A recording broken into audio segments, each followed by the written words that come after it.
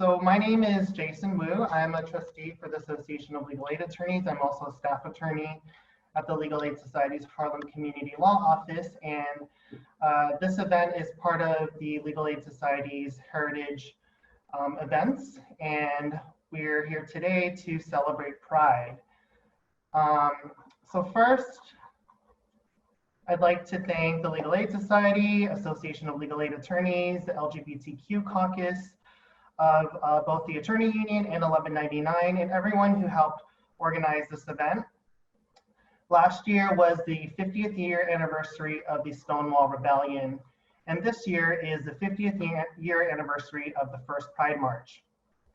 As the world seems to be waking up in this moment to the inequality and violence in our society and amplifying the calls for Black Lives Matter, Black and brown trans women of color and people have known the reality of intersectional racism and state violence all too well, and have also been part of the backbone of the struggle to fight. And while many of the corporate Pride events and parties this month have been canceled, let's be clear, Pride is not canceled. The movement for queer and trans liberation is not canceled. We are honoring Pride the way it would be every year if we actually honored its roots out in the open with Black and Latinx, queer and trans people at its center calling the shots. Let's honor the legacy of Marsha P. Johnson and Sylvia Rivera and many others whose names we don't know. I am thrilled to welcome two incredible speakers today. We have Ms. Candiii and Ms. Liaam Winslet. Candiii will speak first, followed by questions and answers. Then we will hear from Liaam Winslet in a tribute to Lorena Borjas, who passed away earlier this year. Lorena Borjas was known as a mother of the Queens trans Latinx community. She was a survivor and lifelong defender of immigrants, sex workers, and trans folks. Join me in welcoming Ms. Candiii, a Black transgender woman, sex worker, organizer, political activist, and public speaker. She recently co-authored the op-ed, "New York City Must Take Action to Ensure the Most Vulnerable Survive the Pandemic." Ms. Candiii is also an organizer with DecrimNY and Repeal, the Walking While Trans Ban Coalition. She is currently producing a documentary called Policing Our Bodies, which has given her a creative way to share her life experiences. So I'm thrilled to welcome Candiii. So give it up for Candiii.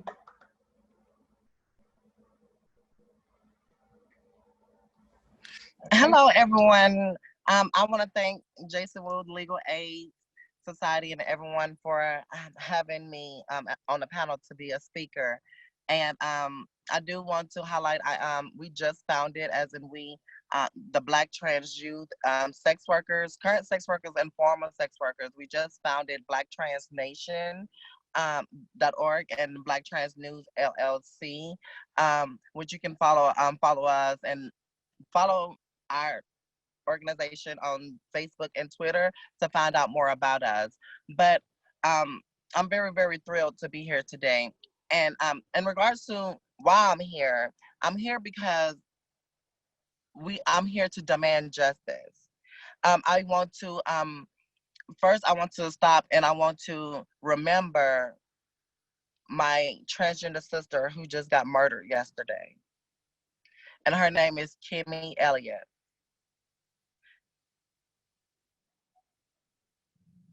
I am tired and I'm frustrated of our siblings constantly getting murdered. And we need justice for our community. And I'm gonna stop right there for that. But in regards to the Walking While Trans ban, the Walking While Trans is the loitering for the purpose of prostitution. A lot of us Black and brown folks get stopped and frisked by walking down the street, by standing in certain places, and by what we're wearing. We have officers who have sworn in on oath mentioning that they identify transgender women by their Adam apple. And it's unfair for transgender women to get criminalized because of how the system was already created, which was created to, our existence was not into the criminal justice system. So with our I'm sorry, I get so overwhelmed when I'm speaking about our humanity, our liberty. It's frustrating that we are citizens and we have to fight to be a citizen. Like we have to fight for our justice, but we are citizens. Like that's not fair. And it's frustrating when we're being profiled as sex workers when we're not even sex workers, which leaves us more vulnerable to become a sex worker. And due to so much of the discriminations that's being held by the 45th president, by the 45th, because he's not president, but by the 45th, he have made it more. He utilized religion to as a weapon against our community. Now all of us is on the streets and we are homeless. So and a lot of transgender women die from being homeless, and we die because of who we are. We die in the name of being a transgender woman. So right now the repeal, the Welcome My Trans ban, where is it at right now in the legislation? Well, it's on the assembly side. There's two houses in the state capitol. There's one house that is assembly, and then there's another house that's the Senate. And the House side, the Welcome My Trans ban is on the calendar for number 31 for vote. We need the Welcome My Trans to be on the floor. On the Senate side, it's still in codes. We have 32 senators. We have everything. We have met everything that we need to meet in order to get the bill get the bill passed. We just have individuals that's in higher power that utilizing our life as an opposition. They say that we are we are a conflict of interest. Because they don't know nothing about us. Because they say that we need. They say the reason why the bill is not getting on the floor is because they don't understand our life. And due to them not understanding our life, they do nothing but criminalize, and they don't want education to learn more about us and who we are. And the bill is ready to be on the floor now. The bill needs to be on the floor. We don't need to speak with no more assembly members, no more senates, none of that. We need the bill on the floor, because once the bill hit the floor, it's going to pass. Hands down. The bill is going to pass. We already have word. We have the governor, Como, that's on our side. Governor Como has mentioned that he supports the repeal, the Welcome My Trans ban. So why are we up? Why is that? Why are we having conversation about saving lives, Black and brown transgender lives? Why are we having that conversation? It's Pride Month. This is our month. We started the riot at the Stone Wall. We the ones that threw the first heel to the police. Why are we still fighting for our justice? Why are we still fighting for our humanity? Why are we still fighting for our liberty? Why? Why is it so hard to just to pass the Walking While Trans ban? Why is it so hard to give us back our hope and our faith to move forward? Why is it so hard to expunge all of our records so that we can be able to clean up our criminal background, so that we can get housing, so that we can get employment, so that we can get off the streets and out of your backyards and into jobs, into employment? We federally thank the Supreme Court for passing the discrimination law so that we can get jobs. So now that we can get jobs, we need our humanity. We need our justice. We need to be able to expunge our records because an officer, which we all know, which started back, he was a slave catcher, and which originally was which us citizens started, arrests that the government thought was a lot of money, and then became slave catchers, and from slave catchers now to NYPD or to law enforcement, and things like that. So I'm here to say, in order for us to feel free and to get our humanity, and to get our justice back is to repeal this law. Let us be able to clean our background so that we can show that we're more than what officers drive down the street and say that we are. You know, we need justice from the state-sanctioned violence. It's always going unheard.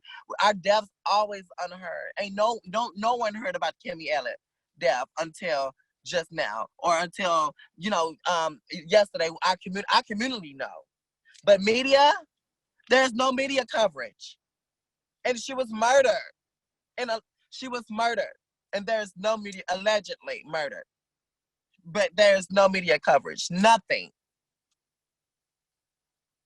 So I'm gonna step back. What everyone on this call can do, how you can help us, is the first step to helping us is to give us your funds, donate to us, so that we can build community, invest back into us, so that we can invest into community. You have to invest in community. You have to help community.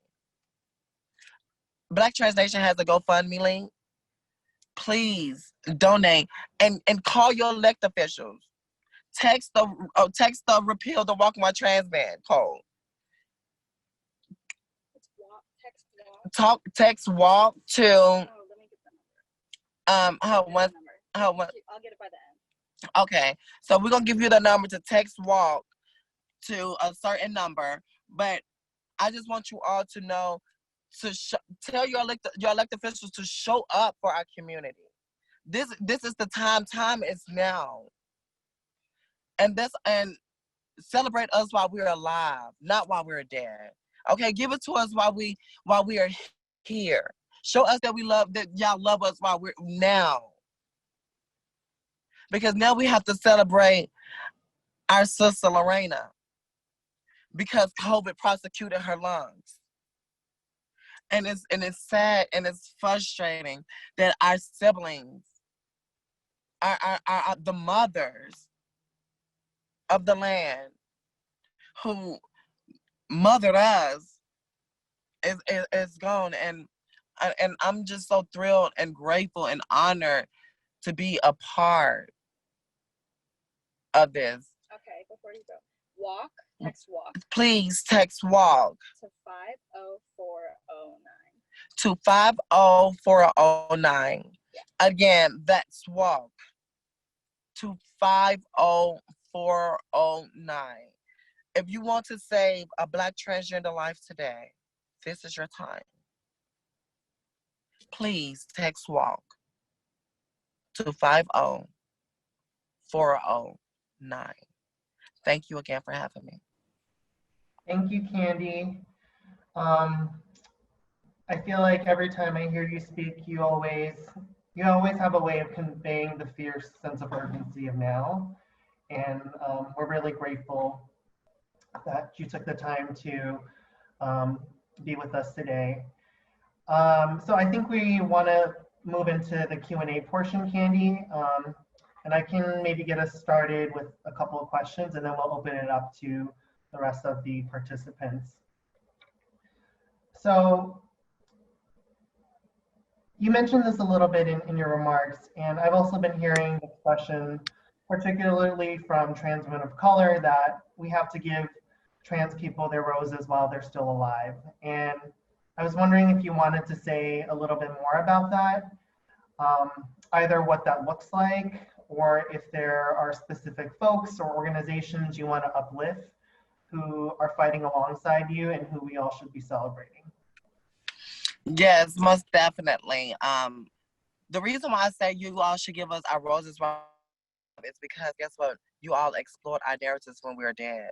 We have organizations that have funds and just only utilize us for our narrative. And it's frustrating when we're actually out here living the life. Like, you all can just go clock out. I have to worry about walking down the street and not getting hit by a bottle. I have to worry about not getting spit on. I have to worry about not getting murdered and not being unheard, my murder going underground. I have to worry about not family neglect. I have to worry about, just imagine being a transgender woman into going into this cold, cruel world, and you don't know nothing about this world, and and it's full of hate, and you get neglected from your family, and you out in this world, and you go and you travel the world, and the only way for you to survive is through your body, is through sex. Now you have it's sex because no one understand you, and due to they don't understand who you are, they neglect you, they hate you, they criticize you, and they do all of this and all of that, and then they see you as black first, and when they see you as black first, that's automatically, I'm a transgender woman. I was told that I'm already got my 3 checks. I'm black. They said I was a male, but I'm a woman, and they said I'm gay and I'm straight. So that was my 3 strikes. I'm out. So just imagine being a transgender woman, and you leaving home due to family neglect, and you probably never talk to your family or have the connection that you want with your family, and you get murdered and thrown into a river, and you're into a suitcase, and your body dismantled, and body dismantled into a suitcase, and the mother earth, the now lift us up and throw us back to the land where we have to go back to our family, with bits and pieces, and, just support us. When you see a transgender woman walking down the street, give her a banana. Give her some raisins. Give her a couple of dollars, but it's sad that if you do that and a law enforcement seeing you do that, they automatically criminalize you because they think that you are, she done some type of sexual favor to you or for you, because that's how they look at us and that's how they utilize our body. They beat us topless on this earth, and they rape us. They make us do oral sex. They do so much to us. And they know that they can get away with it. It's state-sanctioned violence. The sexual state-sanctioned violence is real. And they go unheard of for our community. They always say, oh, well, the Me Too movement. Well, we've been the Me One movement. So how you all can support us is donate your funds so that we, as in our community, the Black and brown trans community, who you all have on the front face doing the work, on the panels, and going through all of this emotional labor. Donate to us so that we can get our community, so that we can get our sisters off the streets. And so, because we know what to do with our community. We know how our community, y'all have to believe in us. We have to get, and we have to be able to get the political courage to be able to have elect officials, to be able to have to vote the elect officials into office who have the political courage to fight for us and utilize us to build the policies. But donate to us, funds, condoms, furniture, housing, employment, your love, your humanity, peace, justice. Candiii, you mentioned in your remarks, and I think it ties in with what you're saying now. We heard the Supreme Court upholding Title VII and protecting sexual orientation and gender identity. But we also know that doesn't necessarily get us to the kind of liberation and world that we're trying to build, right? Because just because we have formal equality on the books, we have certain anti-discrimination laws, it doesn't mean that we see that in the lived reality of experiences of Black and brown trans people as you're describing. And so I'm wondering, do you want to say a little bit more about what your vision is for a future where we do have a world where Black and brown trans women and trans people of color are uplifted, are respected, can live with dignity, that can thrive? What does that world look like? And part of what I heard you talking about is the decriminalization piece of it. So if you want to build more on that angle, or if there's anything else you want to say around what building that world looks like. Okay, great. Thank you for that. What building that world looks like is for you know, everybody say allies. I don't say allies. I say y'all need to be able to champion this. Okay? We need you all, when y'all see a transgender woman at an airport and another person that look like you, disrespect them, you stand up and fight that battle. We need white people to fight for white people to stand up against the white people. Use your privilege. If you have privilege, utilize it for the good, not the bad. And in regards to the decriminalization piece that I was speaking about, we need to decriminalize sex work. We do. And New York can do it.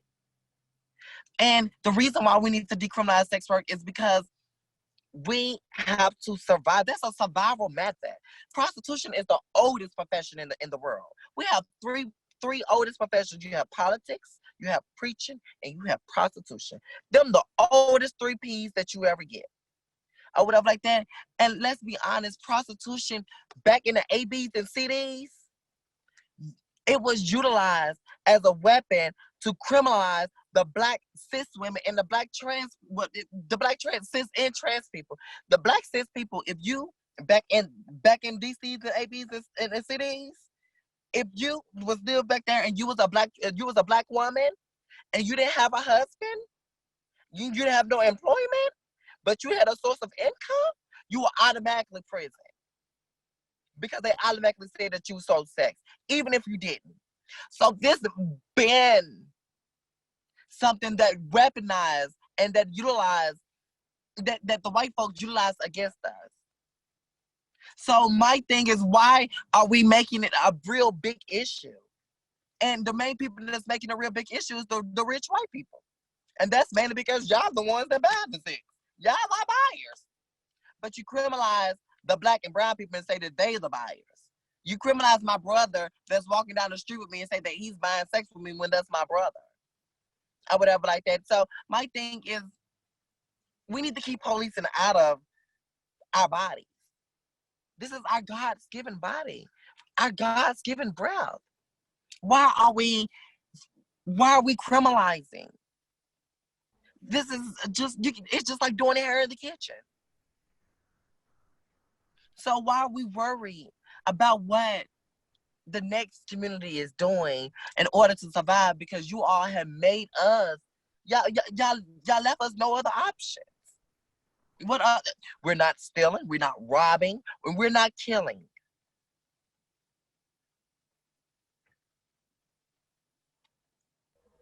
Candiii, do you want to add a little bit around the movement to defund the police? Absolutely. We need to abolish the police. Okay? We don't even need no police. We you know what we need to invest in? We need to invest back into the citizens arrest. You know, let us citizens be the judge of if this is arrest or not. We need to invest back in that or whatever. Like, and we need to really dive back into what's our best into arrest, because the police, they don't do nothing but throw us into a cell and leave us dead. They don't care nothing about us. They don't care nothing. They not, first off, they not even trained. Don't you know how easy it take you to become a police? Only thing you need is 6 months of training, 8 months of training, and be over 21 years of age, and you are a police officer. First off, police need to go through a 10-year program. I mean, 10 years of training. They need to, if you got to go through 8 years to become a lawyer, but you can become a police officer in less than a year, what? But you have more power than an attorney? You know what? Stop playing on my face. We need to abolish that. We need to invest back in citizen arrest, how citizens can look at that and figure out how we want to do it or whatever like that, because this whole law enforcement, and then they get billions of dollars. You know what we can do with billions of dollars? Y'all, you know what's so sad? What's so sad is that law enforcement is well prepared for a war than doctors prepare for an epidemic. In a pandemic, doctors is walking around here with black glad bags and trying to save lives, and you got officers walking around here with the armor of the Lord, ready to beat and kill citizens that's paying them to even have what they have on. And it's disgusting. If you look at all the doctors that put their life online for this man-made disease, COVID, and all of them getting sick and dying because, and then that go unheard of. They ain't talking about how many nurses, that didn't got hurt and is sick in COVID and died of COVID or whatever like that. And it's just disgusting. Policing was made for slavery, and that's how they treat us. They treat us just like they treated us back in slavery, and nothing is done about it because they have no police accountability. So not only do we need to defund the police, we need to abolish the police, and we need to even invest back into what it looked like for citizens arrest and we need to invest back into citizens and what that looked like for us. And we need to knock down all the jails, because guess what? Everybody in jail go mentally insane, institutionalized. So we need to reopen up some of these closed down hospitals that's in debt. We need to reopen up a lot of these hospitals and put therapists and therapists and things of that nature and heal our community. We need a healing. That's what we need. Yes, we need all of that. Healthcare, housing, jobs, opportunities. There's no healing without creating a world where people can actually survive and thrive. Okay, so I want to open it up to our participants. First, we have Michael Gibbons, who's one of our LGBTQ caucus representatives, and he has a question for you, Candiii. Hi, Candiii. Thank you so much. Everything's been great to listen to. One question I have is, how can we as legal aid attorneys do better? And knowing that our clients are children in the juvenile system, any type of civil area, as well as criminal. So I'm trying to figure out how we can best represent our trans clients, how we can be most sensitive, and how we can try to fight these battles, even things that we're not seeing, like subtle transphobia in the courtroom or something. So any pointers or tips or feedback that you can give us would be really helpful. Great. Thank you so much for that question. The first pointer is, we need you all as legal aid attorneys. We need you all to connect, to build relationship with us leaders that are leading the work. Because when you build relationship with us and we know who you are and we know how to get in contact with you all, and things of that nature, when situations occur, we could be able to go and speak with you all first. And before we act, you all could be our big sister, our big brother, or whatever like that. And because some of us just need that conversation. Some of us, we get so caught up into like when we know we're right, but we know that we know that it's a one-sided law, or whatever like that. It's hard for us to be able to know who to reach out to, because soon as we say we're transgender or whatever like that, we automatically, you have to understand, when you tell somebody you're a transgender woman, we get hung up on. We get so much hurt and hate. Sometimes we don't even want to revisit that trauma. So when we get arrested, sometimes we do go on a run, because because we know we're right, but we don't have time to just go through all of that. So we just want to make their jobs harder, but it'll be more easier if y'all just deal with us. Be there for us. Check in with us and build with Black funded organizations, trans organizations, the youth organizations. Build with us so that we can be able to connect you all into community, so they'll know who y'all are. And donate funds, have us a part. Keep us involved. Thank you. Thank you. Do we have any more questions before we move on to the second portion of the event.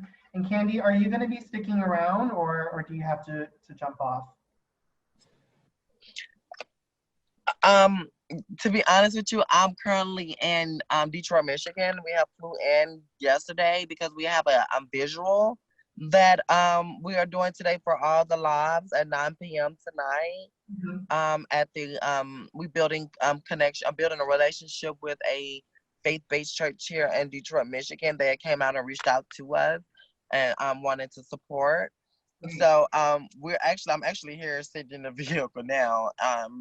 Yeah, but I can stick around most definitely. I have my camera off, so yeah, I can stick around. Okay, I mean, no worries. So we have another question from Nick, and then I'll ask you a couple more questions just to close this out, since you're gonna have to get going. So Mick, do you want to ask your question?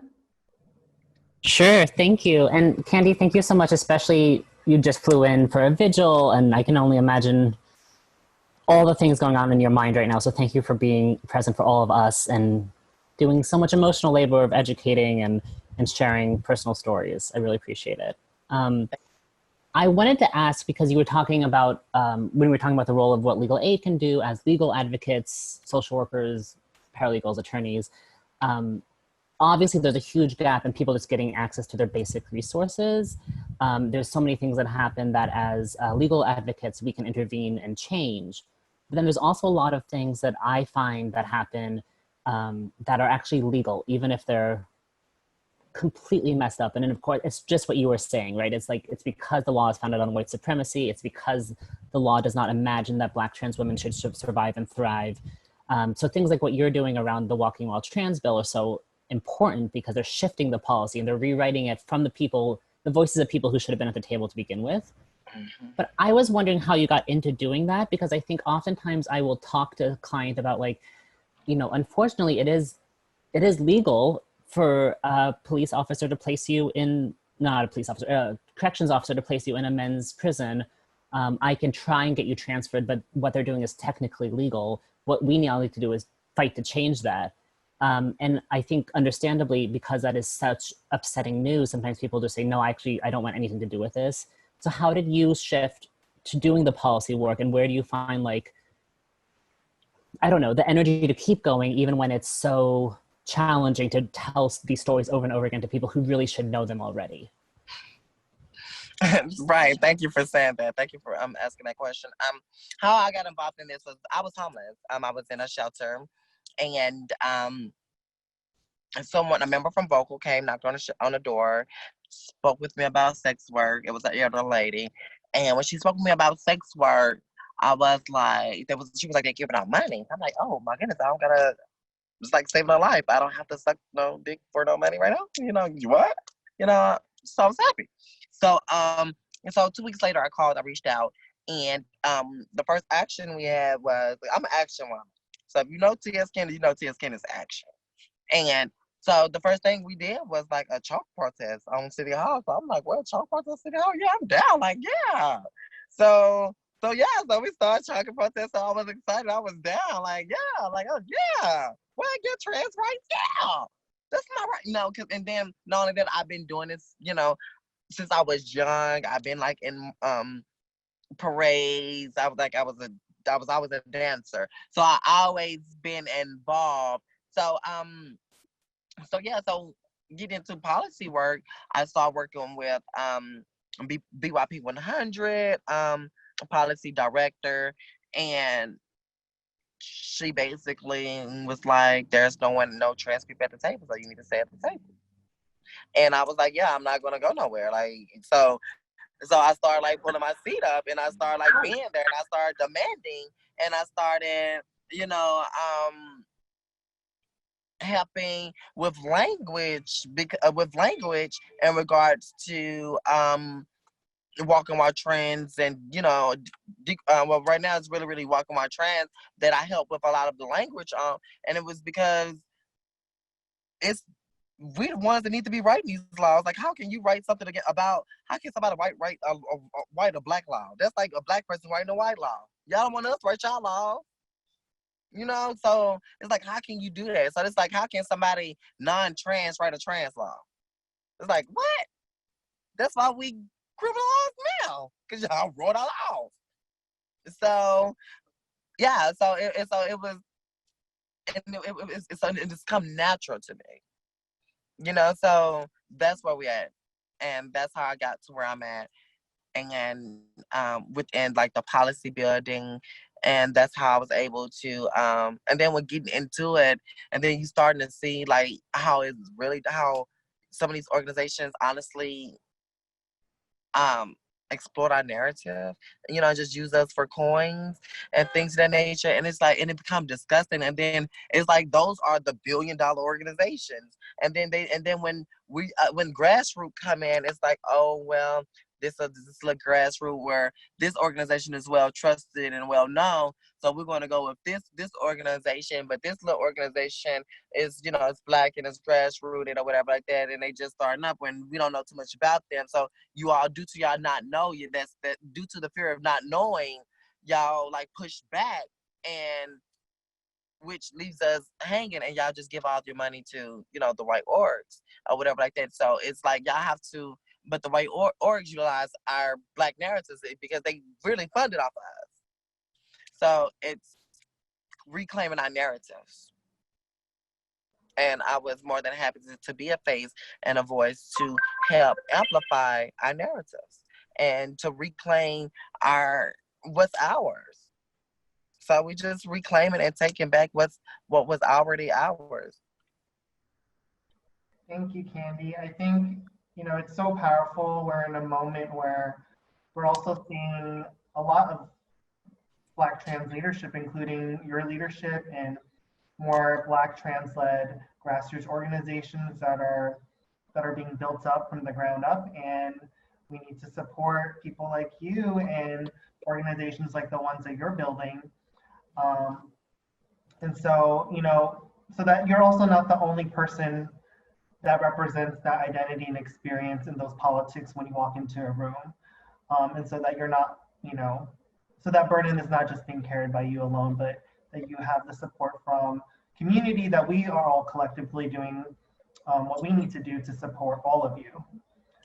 And so as we're closing out, I'm wondering, is there anything you want to say regarding either the passing of Lorena Borjas, since that is part of why we're here today, or anything else you want to say as a closing takeaway that you want people to walk away from this conversation with?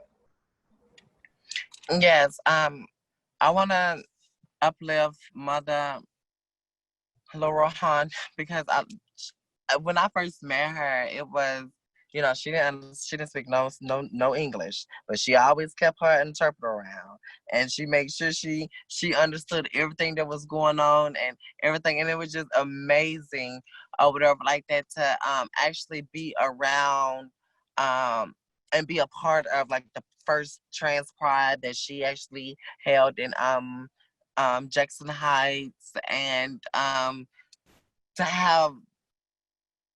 to be in film and documentary with her, and her smile, and the powerful source that she was, and all that she done for the Latinx community, and how she built. She was very, very powerful, and I'm just honored to be able to be a part of a panel that's basically celebrating who she was, because it was a celebration. Everything she done, everything we have we were celebrating. So it's just honor. I'm just honored to be able to be here today and to be a part of the celebration. And the only takeaways that I want you all to take away from this is to invest in community, invest in Black and brown communities, invest in us. Just like Mother always wanted us to do, what want a community to do, invest. Just invest and believe in us and build relationship with us so we know who you are. Just like you all know who we are or want to know who we are.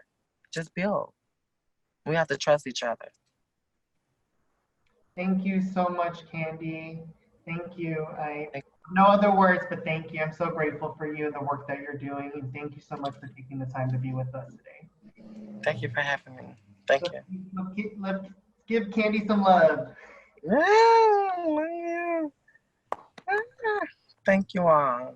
Okay, so as we're saying our thank yous to Candy, I'm gonna transition us into the second portion of the program. We're going to now hear from Liaam Winslet.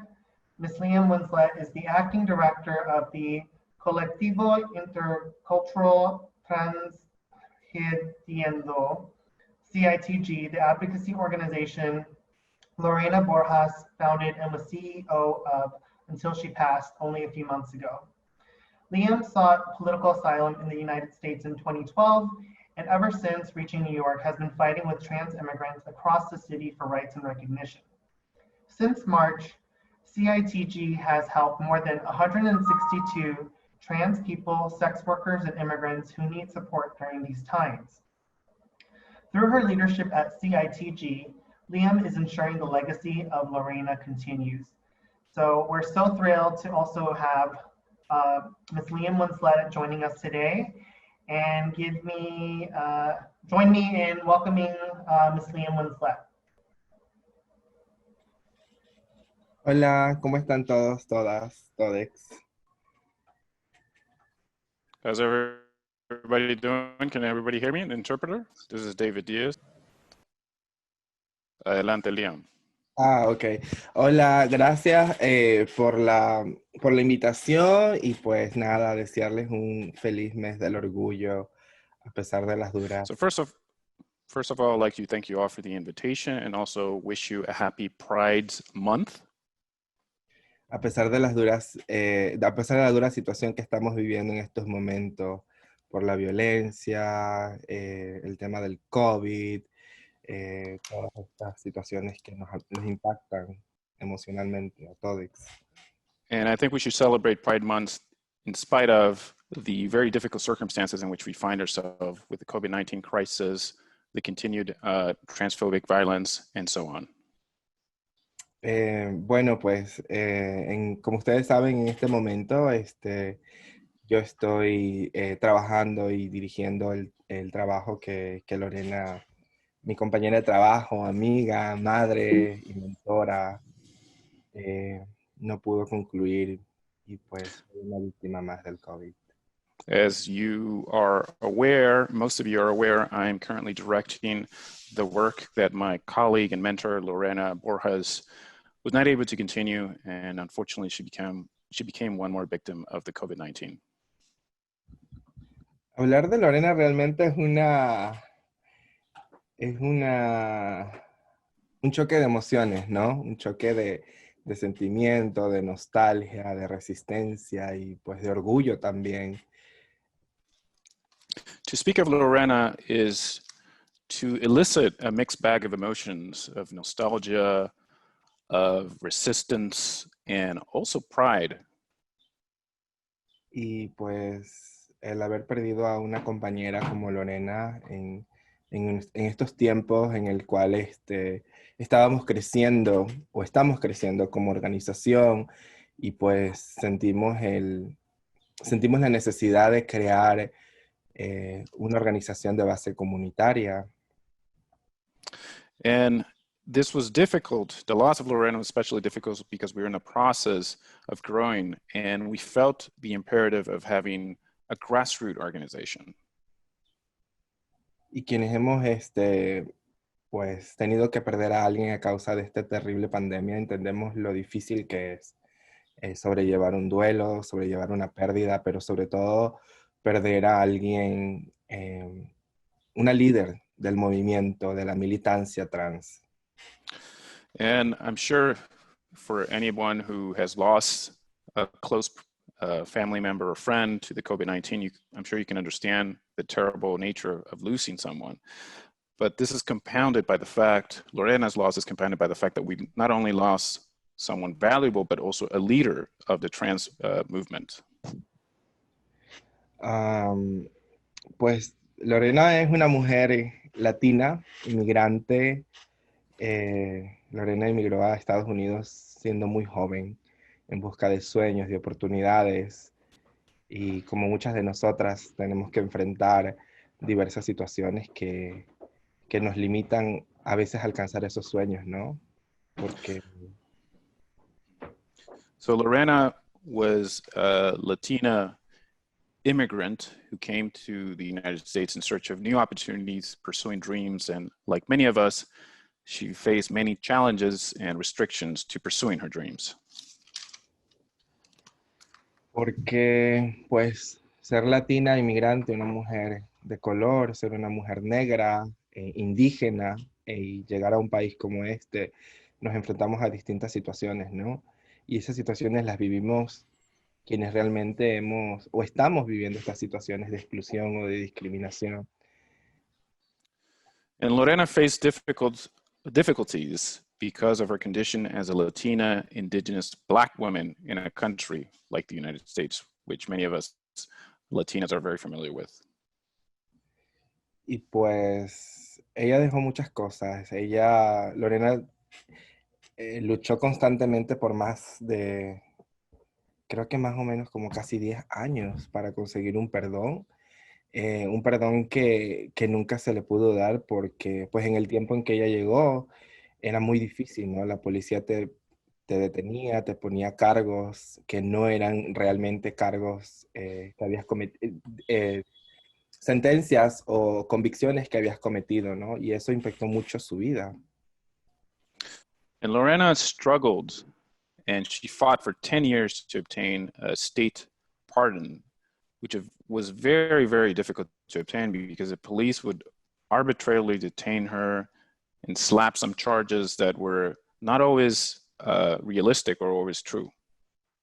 Y pues como las comunidades, como nuestras compañeras negras, también han tenido que enfrentar el abuso policial, las comunidades latinas, inmigrantes, también luchamos día a día contra todos estos abusos policiales. Y pues Lorena no fue la excepción. Ella también tuvo que pasar muchos años tratando de buscar un perdón, el cual se le otorgó hace 2 años atrás porque el gobernador y porque otros líderes políticos y abogados se dieron cuenta de su abogacía y su trabajo que vino haciendo por más de 29 años casi para la comunidad trans en Nueva York. And like our Black comrades, Latinas and Latinos in the immigrant community also face a daily barrage of police violence. Lorena had to fought for 10 years to obtain a long overdue pardon, and this was partly thanks to the effort by lawyers and also the governor who became aware of her work in favor of the Latina trans community for over 29 years approximately. Pues una de las cosas que en estos momentos bueno, y que estos momentos sobre todo a mí y a la comunidad y las personas que estamos muy cercanas a ella es que pues Lorena nos enseñó que hay que luchar a pesar de las dificultades que la vida nos ponga, de los retos que la vida nos ponga, las limitaciones que el sistema en el que vivimos nos pone por el hecho de ser personas trans, por ser migrantes, latinas, mujeres de color, indígenas, negras.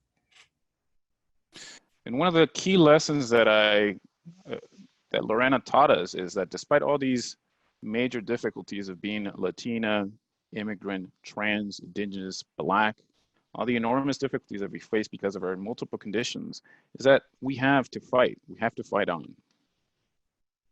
Creo que una de las realidades que ahora estamos enfrentando antes del fallecimiento de Lorena era,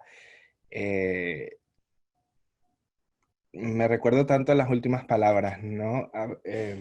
Creo que hablar de Lorena es difícil. En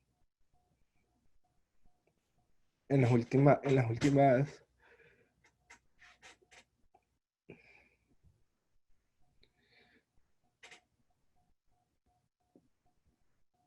creo que mayormente casi siempre estamos preparadas para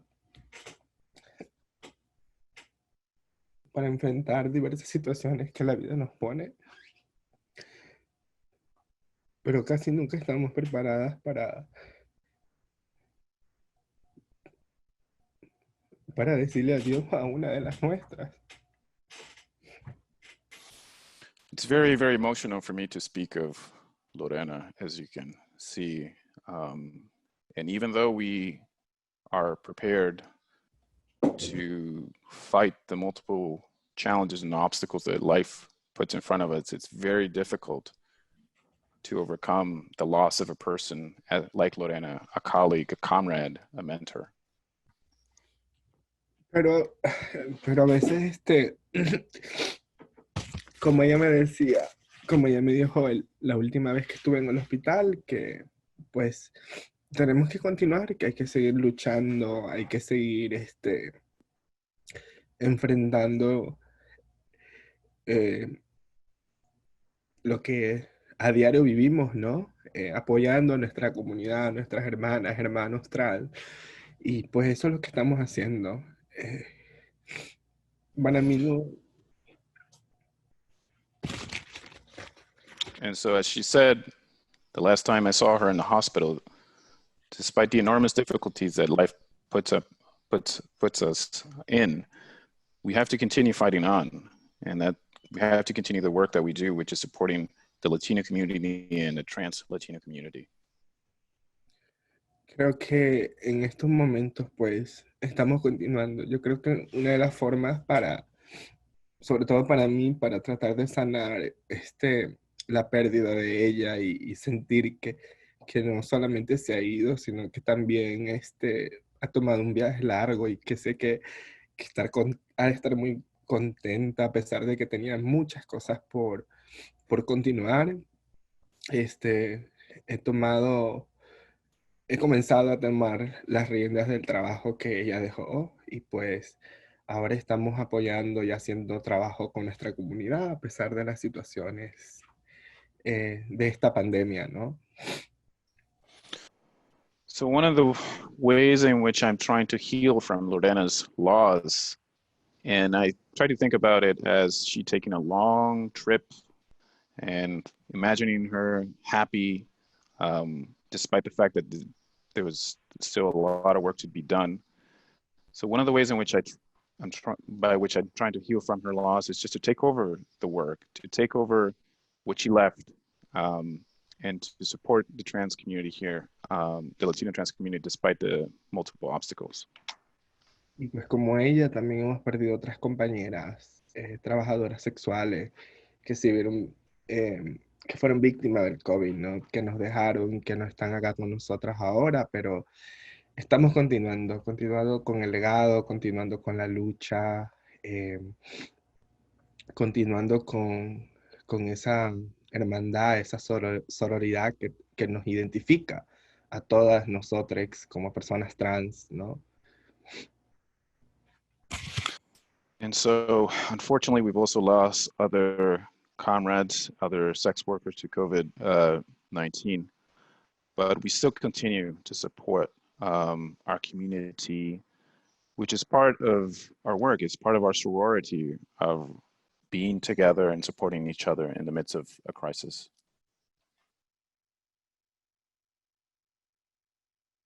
Ahora estamos continuando con ese trabajo, estamos dando soporte a 215 personas transgéneros, personas de género no conforme, en su mayoría migrantes, personas indocumentadas y personas viviendo con VIH. So some of the work that we're doing, for example, is supporting 215 transgender, non-conforming people, immigrants, many of them undocumented, many of them also living with HIV. Y pues trabajadoras sexuales, ¿no? En su mayoría trabajadoras sexuales. Most of the people we're supporting are sex workers as well. Creo que el tema de la pandemia del COVID también ha sido una forma de visibilizar, ¿no? La desigualdad social y la precariedad, con cómo aún sigue impactando nuestras vidas y a nuestras comunidades y a nuestra comunidad. One of the things that the COVID-19 pandemic has thrown in fresh relief is precisely the existing inequities that existed and how how it's impacting more heavily on our community, the LGBTQ and the trans community. Y tener que ver cómo aún en estos tiempos tan difíciles, tiempos de confinamiento, de este confinamiento social, aún así el sistema y el gobierno con el que estamos ahora aún sigue sometiendo y remetiendo contra nuestras comunidades, restándonos derechos, tratando de invisibilizarnos y borrarnos.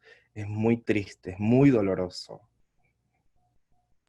And despite all the social distancing and public safety measures that are implemented and enforced by the state is continuing to erode our rights. It's continuing to erase us. It's very sad. It's very, very dramatic. Pero estamos haciendo lo que podemos, estamos enfrentando a este sistema, estamos reivindicando y visibilizando nuestros derechos a pesar de la pandemia, con o sin pandemia. Nuestra comunidad trans siempre hemos tenido momentos difíciles, siempre hemos tenido que enfrentar estos temas de adversidades y del olvido de un sistema que constantemente nos reprime, ¿no? Nueva York yo siempre digo que Nueva York tiene una deuda histórica con la comunidad trans y con o sin pandemia tiene que reconocer esa deuda histórica. But with or without COVID-19 pandemics, we will carry forward our work to become for recognition, acknowledgement, the fight against forgetfulness, against the silence that is imposed upon us. I always like to say that New York has a historical debt to the trans community, and with or without pandemic or whatever crisis that may befall us, we will continue this work of recognition. Y creo que es tiempo también de seguir viendo cuál es la realidad de nuestra comunidad. Nuestra comunidad tiene una necesidad grandísima. Nuestra comunidad tiene hambre, y cuando digo hambre es que tenemos hambre de que se reconozcan nuestros derechos, tenemos hambre de que aunque vivamos en un sistema como en un país avanzado como no todo está bien para nuestras comunidades. La comunidad trans sigue siendo una comunidad olvidada en Nueva York y en todo en todos los Estados Unidos continental. Yo creo que es hora de entender que no estamos pidiendo o estamos rogando porque se respeten nuestros derechos, sino más bien que se reconozcan esos derechos con los que nacimos. Somos personas sujetas de derechos independientemente de dónde vengamos o cómo hayamos emigrado o hemos llegado a este país. And the trans community has multiple needs. We, for example, have needs, we have a hunger for an acknowledgement of our rights and the multiple needs that we have. Unfortunately, the state of New York has neglected the trans community for way too long as the rest of the country. And we are here not just to request our rights, but also but mainly to demand our rights.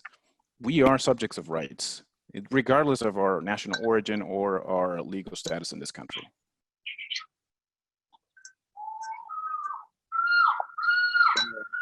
Estamos continuando con el legado de Lorena, continuando con mantener viva la esperanza, la resistencia, que nuestras hermanas y hermanos y hermanas trans sepan de que no están solos, que seguimos enfrentando la batalla, que seguimos liderando el movimiento y la militancia, que hemos perdido a una compañera, pero no hemos perdido la batalla. So we will continue the fight. We will continue to be bearers of hope and change for the trans community, for our comrades. And we may have lost a valuable compañera, a sister, but we haven't lost the battle. Creo que en estos momentos tan difíciles, nuestras comunidades están atemorizadas, hay unos niveles de depresión, unos niveles de ansiedad muy elevados. Hemos percibido como nuestras compañeras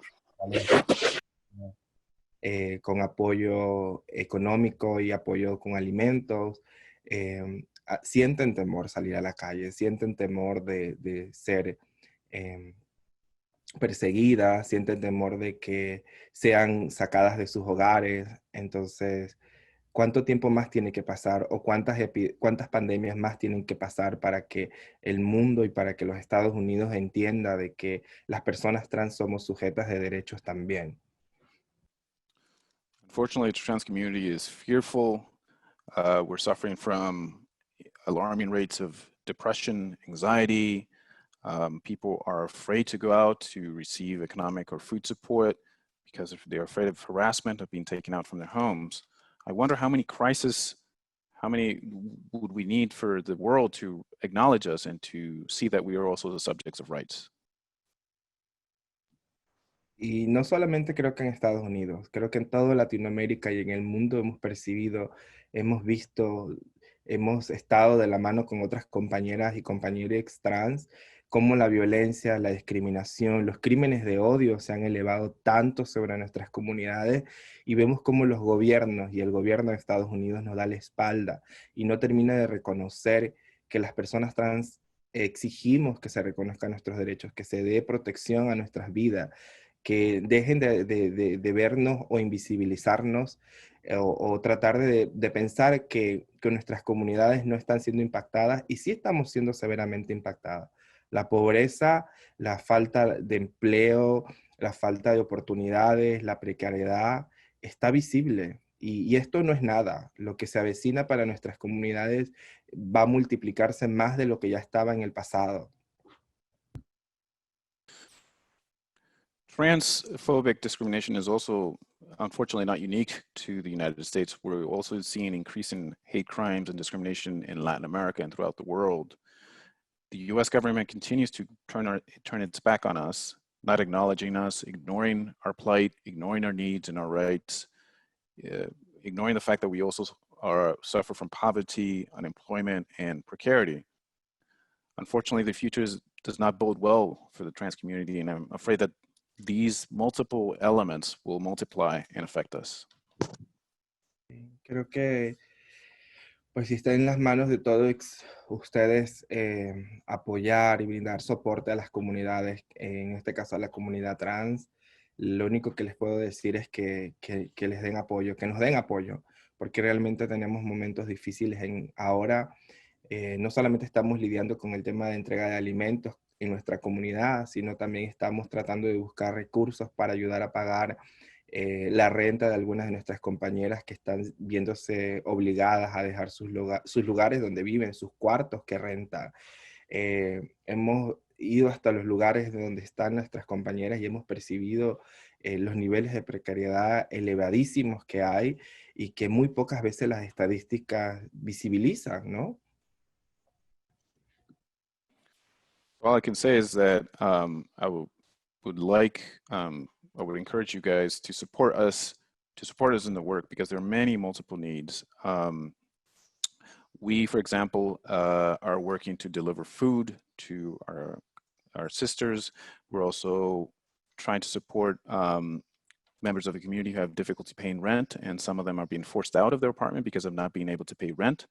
We've made some home visits or apartment visits where we witness the high levels of precarity in which people live. Oftentimes, the precarity is not captured by the statistics. Y lo que hemos visto en estos momentos de crisis o de la pandemia es que ni el Estado siquiera se ha hecho presente o visible para poder ayudar a nuestras comunidades. Por lo menos nuestra organización, una de las primeras organizaciones fundadas por Lorena, una organización liderada por personas trans, personas viviendo con VIH y trabajadoras sexuales, no hemos obtenido soporte ni apoyo para poder continuar dando este apoyo que nuestras comunidades necesitan en este momento. Todo nuestro trabajo lo estamos haciendo con recursos privados, organizaciones que conocen el trabajo que hacemos y que están aportando de alguna u otra forma para continuar minimizando el impacto que está afectando a nuestras comunidades. And again, the state is not present. This is something that we witnessed. The state has not provided any support, is not providing support for Lorena's organization, one of the first organizations of its kind in the community, by which we support trans people, people living with HIV/AIDS, sex workers. Our support, or the way we run this organization, is mainly by private funding from organizations that know our work. Nada, creo que el trabajo es lo que se percibe y lo que se tiene que visibilizar. Yo creo que en estos momentos yo como activista y como miembro de la comunidad y como una persona migrante, entiendo que estamos cansados de palabras del Estado, del gobierno. Lo que queremos son acciones, y queremos acciones claras, acciones que estén dentro de una agenda política, que tengan, que reconozcan el trabajo específico, trabajo que las comunidades de bases comunitarias estamos haciendo. Se nos está olvidando, el sistema nos olvida constantemente. Con o sin pandemia sigue pasando, pero estamos luchando, estamos viendo cómo sobrevivimos a estas situaciones críticas, porque al final somos nosotras y nosotros quienes vamos a tener que enfrentar estas situaciones difíciles, ¿no? So, in a nutshell, the state and the system has abandoned us. They haven't supported us. We need our work to be on the spotlight. And we are tired of lip service from politicians and from state officials who support our work, quote unquote, but don't do anything. We need actions. We need actions that are part of a broader political agenda that address our specific needs. In the meantime, we continue our work as a grassroots organization to survive. And oftentimes this work of survival and support rests upon us in the end. No sé si tengan alguna pregunta, quieren saber algo. So if people have any questions, the floor is open. So thank you, Liam. That was really, really heartfelt and really powerful to hear about the work that you're doing. It's clear to me that the legacy of Lorena Borjas lives on in the work that you're doing and lives on in you. And so I want to just say thank you to you for being here with us today, and also for doing the work that you're doing. Muchas gracias, Liam. No sé si necesita traducción.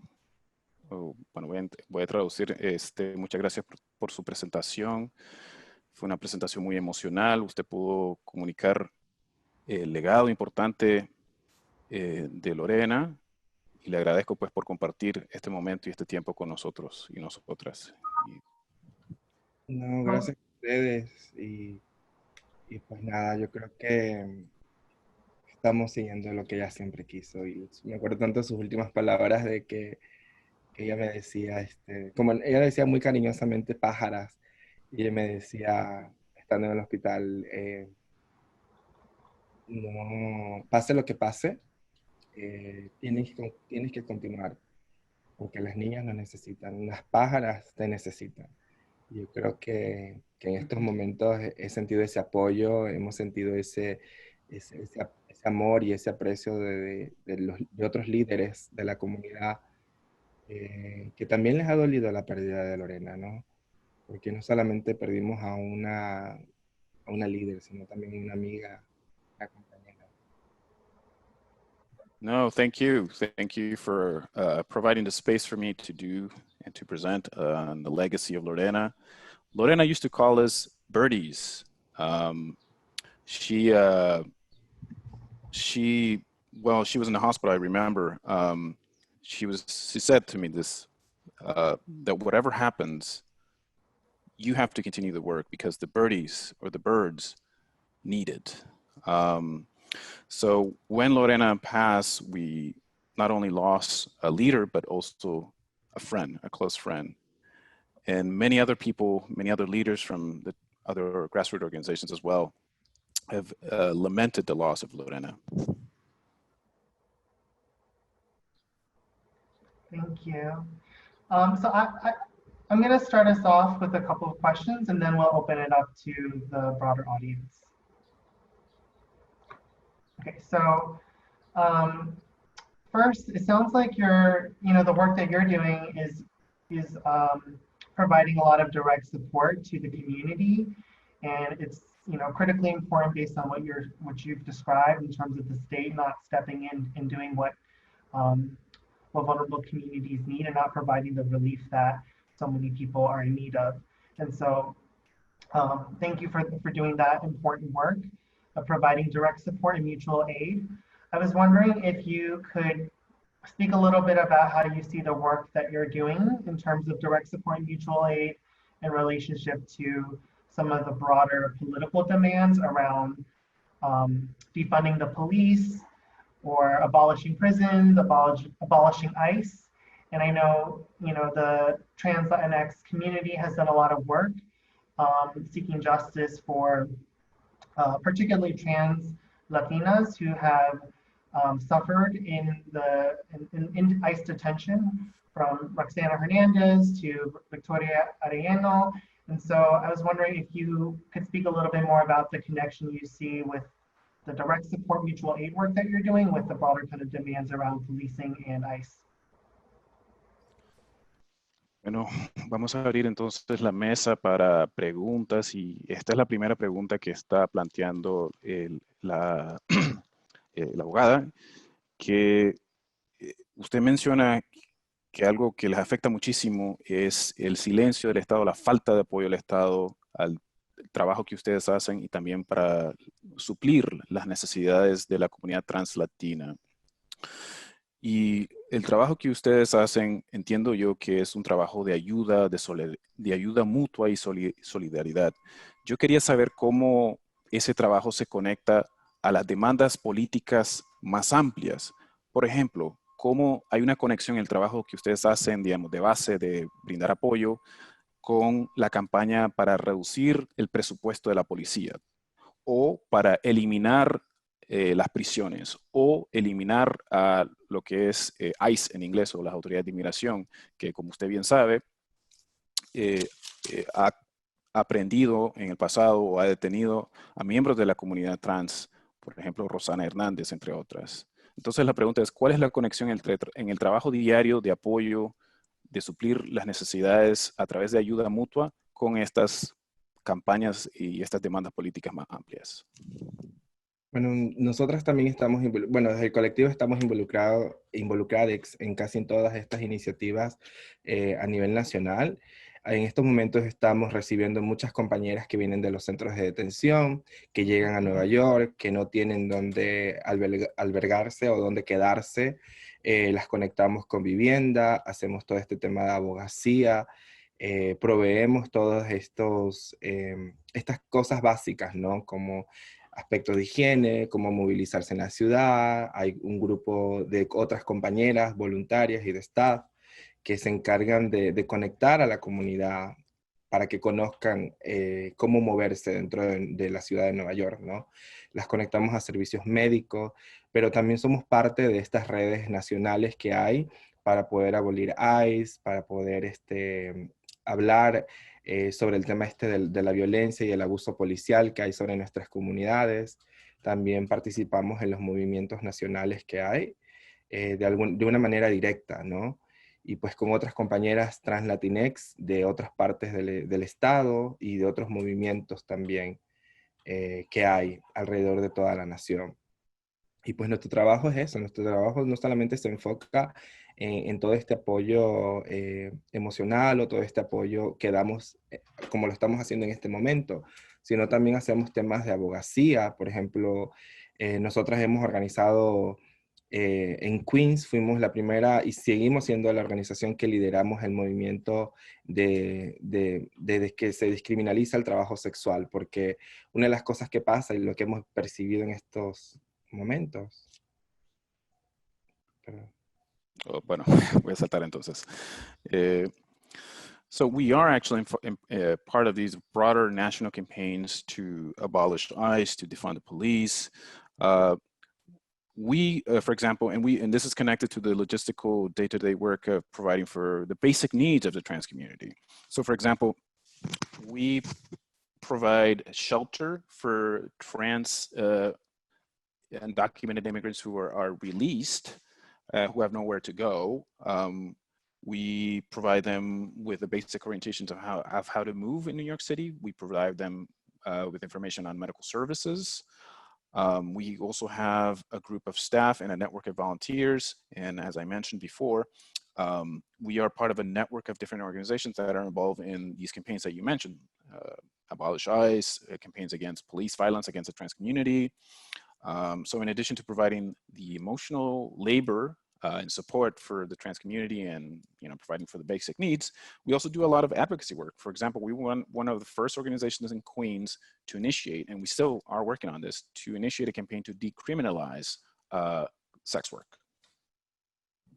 Y pues creo que el tema, lo que está pasando ahora con nuestras compañeros de las comunidades negras, de una u otra forma también se conecta con el trabajo que hacemos con nuestras compañeras afro-latinx, porque al final el ser, lo que dije, ¿no? Al principio, ser negra, ser latina, ser inmigrante, ser indígena, no hablar español, no hablar inglés, también es un impacto en nuestras comunidades, porque hablar sobre el tema de la justicia del lenguaje es una cosa de la que nunca se habla, ¿no?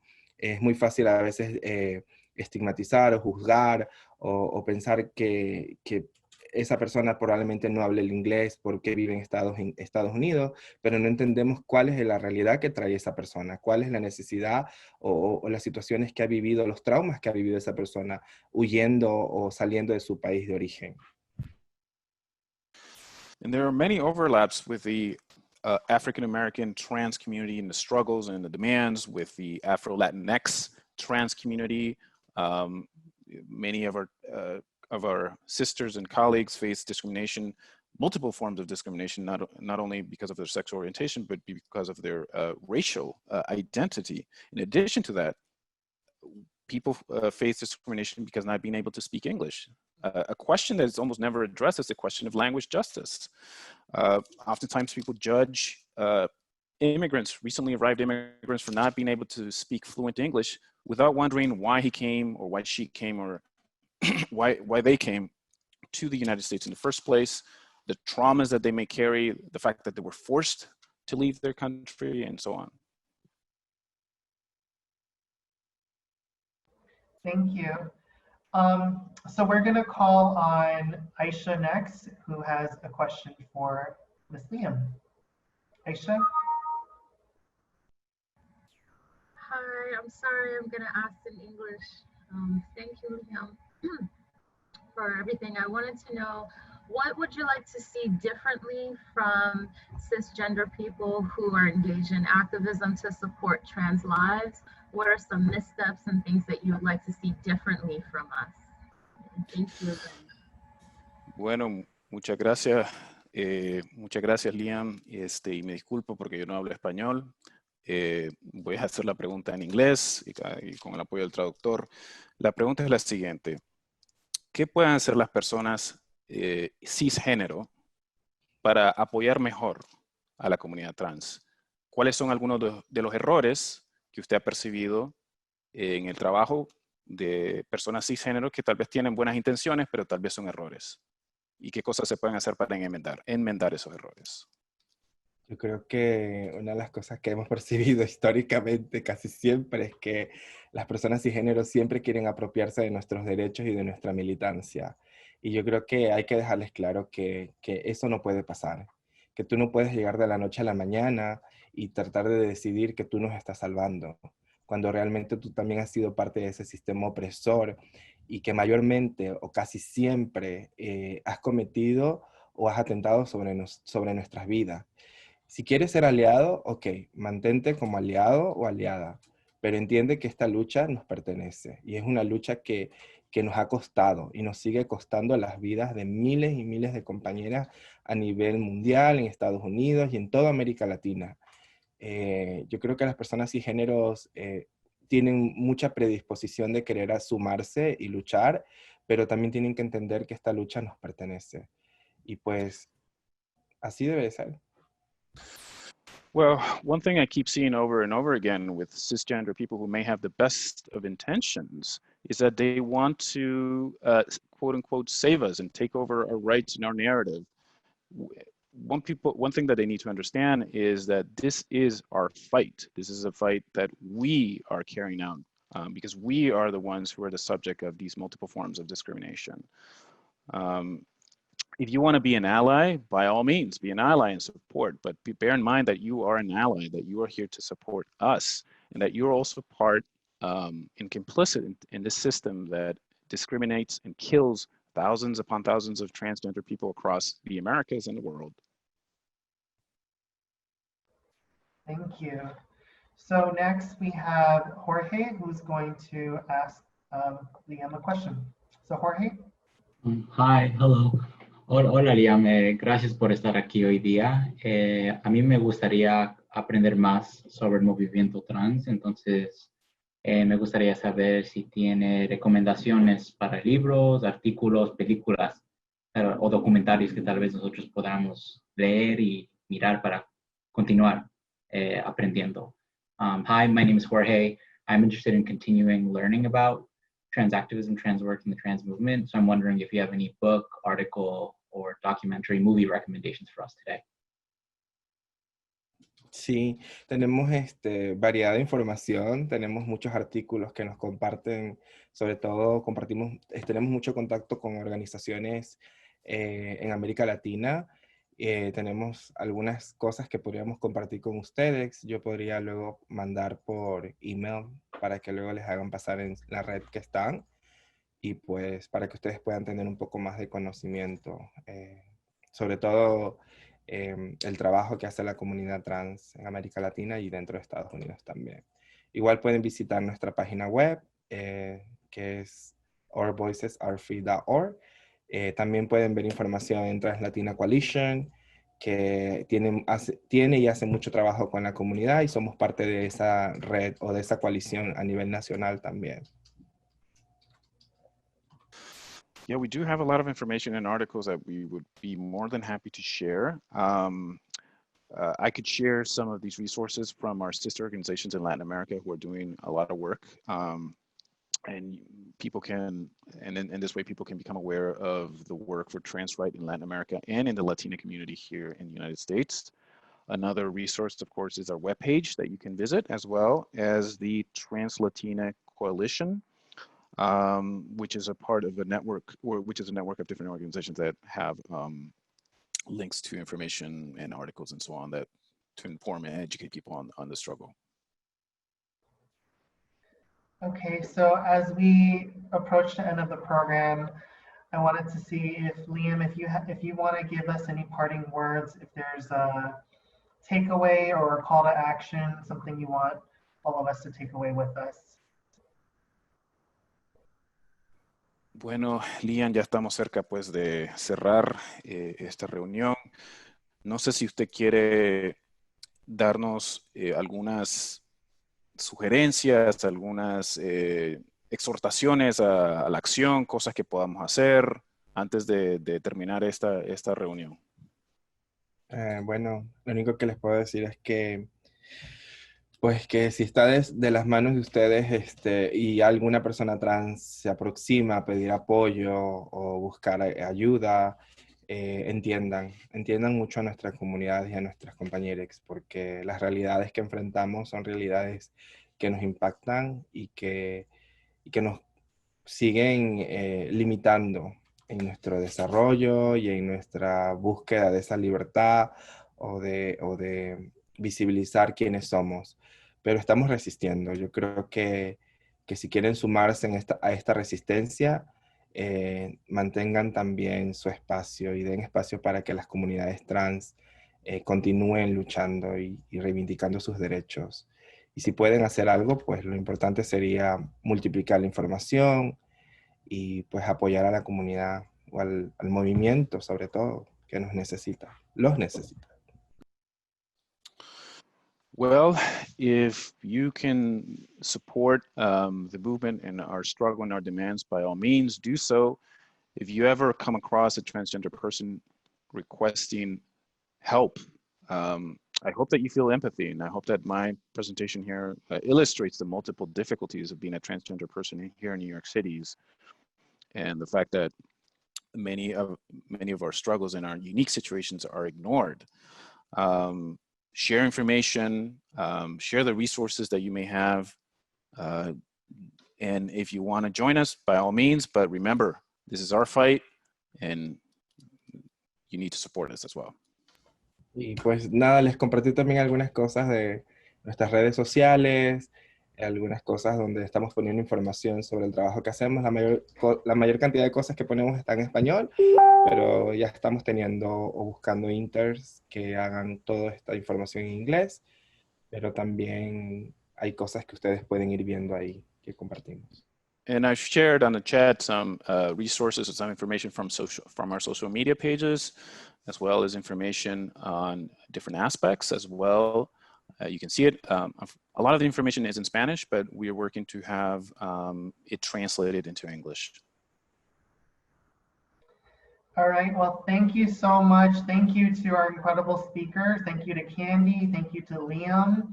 The work continues, and we need to do what we can do to support you all and the movements that you're building in your leadership. So join me in thanking both of our incredible speakers. And I also want to say special thank you to David Diaz, who was the interpreter, who did a fantastic job.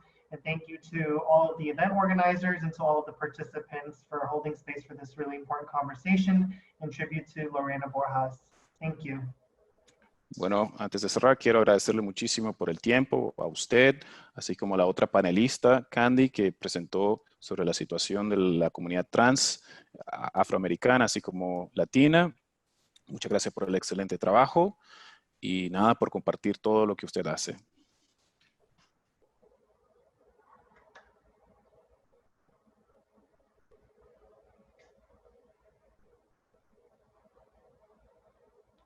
Have a great day, everyone.